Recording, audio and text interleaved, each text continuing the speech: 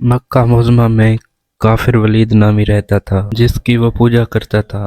اس کا ایک سونے کا بت تھا۔ ایک دن اس بت میں حرکت پیدا ہوئی اور وہ کہنے لگا، لوگو اس کی تعریف مت کرنا، معاذ اللہ، محمد اللہ کا رسول نہیں ہے، اور باہر نکل کر اپنے دوستوں سے کہا۔ ولید بہت خوش ہوا، مبارک ہو، آج میرا معبود بولا ہے، اور صاف صاف اس نے کہا محمد اللہ کا رسول نہیں ہے۔ یہ لوگ سن کر اس کے گھر آئے، کیا واقعی اس کا بت یہ جملے دہرا رہا ہے؟ وہ بہت خوش ہوئے اور دوسرے دن ایک عام اعلان کے ذریعے ولید کے گھر بہت بڑا اجتماع ہو گیا تاکہ اس دن بھی وہ لوگ بت کے منہ سے وہی جملے سنیں۔ جب بہت بڑا اجتماع ہو گیا تو ان لوگوں نے محمد صلی اللہ علیہ وآلہ وسلم کو بھی دعوت دی تاکہ حضور صلی اللہ علیہ وسلم بھی خود تشریف لا کر بت کے منہ سے وہی جملے سنیں۔ چنانچہ حضور صلی اللہ علیہ وسلم بھی تشریف لائے۔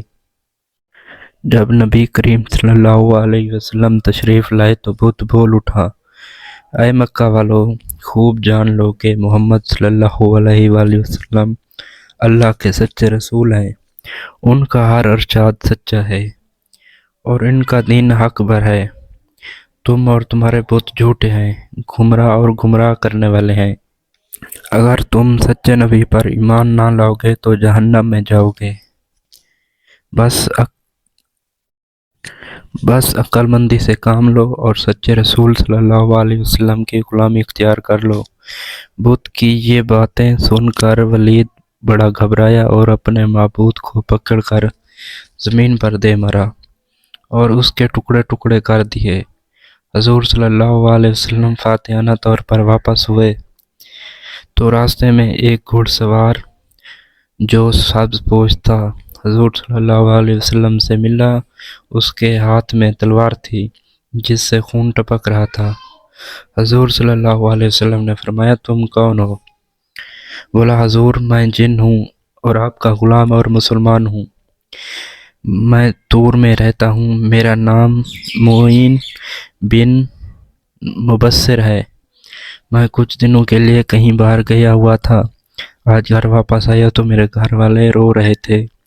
میں نے وجہ پوچھی تو معلوم ہوا کہ کافر جن جس کا نام موقر تھا مکہ میں آ کر ولید کے بت میں گھس کر حضور صلی اللہ علیہ وسلم کے خلاف فضول گوئی کر گیا ہے اور آج پھر گیا ہوا ہے تاکہ بت میں گھس کر آپ کے متعلق بکواس کرے۔